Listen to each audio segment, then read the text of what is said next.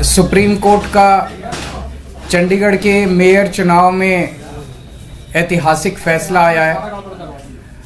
हम सब ने देखा कि किस तरह से चंडीगढ़ के चुनाव में साफ साफ था कि 20 वोट इंडिया गठबंधन के थे, 16 वोट बीजेपी के थे।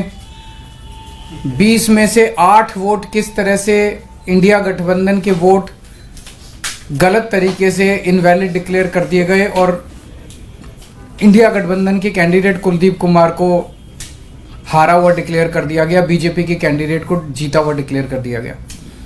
मामला जब सुप्रीम कोर्ट में गया तो सुप्रीम कोर्ट ने बहुत जल्दी सुनवाई करके और आज जो पूरा जो प्रोसेस भी था, किस तरह से माननीय सुप्रीम कोर्ट ने सारे बैलेट पेपर मंगाए अपने पास, बैलेट पेपर खुद देखे और आज रिजल्ट डिक्लेयर कर दिया। ये मुझे लगता है कि भारतीय इतिहास के अंदर शायद पहली बार हुआ है। हम सुप्रीम कोर्ट का बहुत बहुत शुक्रिया अदा करते हैं कि इतने कठिन समय में आज जो देश के अंदर जो हालात हैं, पूरा डिक्टेटरशिप चल रही है, जनतंत्र को कुचला जा रहा है जगह जगह, सारे इंस्टीट्यूशंस जो हैं वो एक तरह से कुचले जा रहे हैं, रौंदे जा रहे हैं।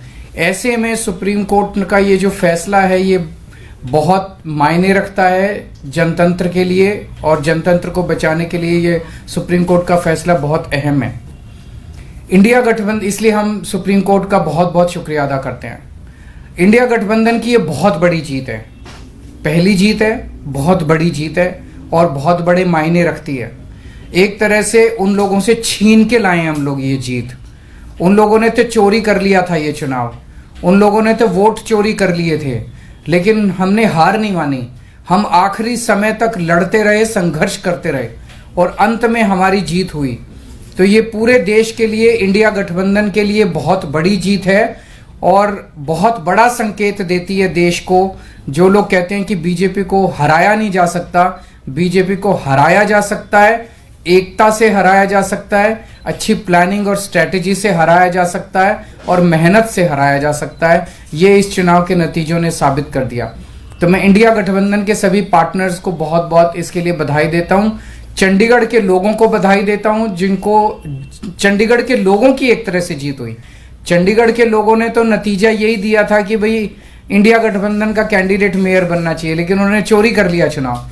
तो एक तरह से जनता की हार हो गई थी, लेकिन अब जनता की जीत हुई है और पूरे देश की जीत हुई है। पूरे देश ने देखा कि किस तरह से बीजेपी ने यह चुनाव चोरी किया।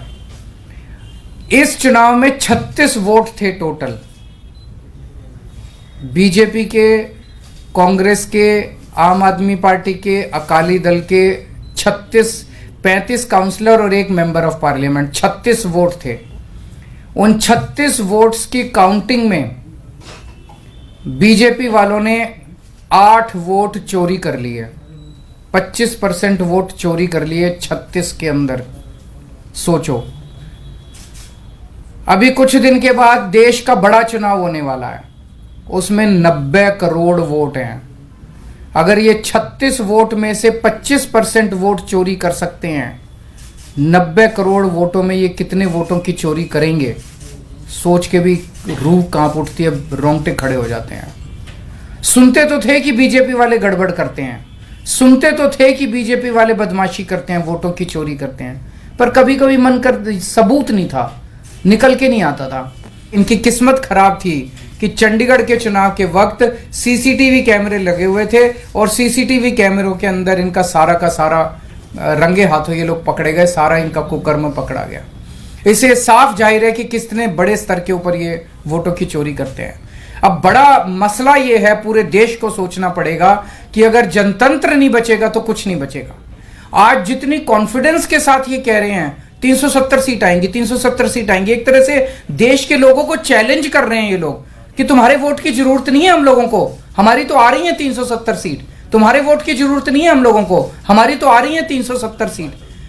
अगर उन्हें इतना कॉन्फिडेंस है 370 सीट का, कहां से आ रहा है ये कॉन्फिडेंस? कुछ तो गड़बड़ कर रखी है इन्होंने। और जिस देश, अगर किसी देश के अंदर चुनाव के पहले पार्टियां साफ साफ कहना चालू कर दे हमें वोट की जरूरत नहीं है, हमें लोगों की जरूरत नहीं है, उस देश के अंदर फिर जनतंत्र बहुत बड़ा खतरे में है। पूरे देश को मिलके, 140 करोड़ लोगों को मिलके जनतंत्र को बचाना पड़ेगा। इससे ये भी साफ है ये लोग चुनाव जीतते नहीं हैं, ये लोग चुनाव चोरी करते हैं। आज ये पूरे प्रकरण ने, चंडीगढ़ के पूरे चुनाव ने इन लोगों को बेनकाब करके पूरे देश के अंदर बेनकाब कर दिया। इन लोगों ने दूध का दूध और पानी का पानी हो गया।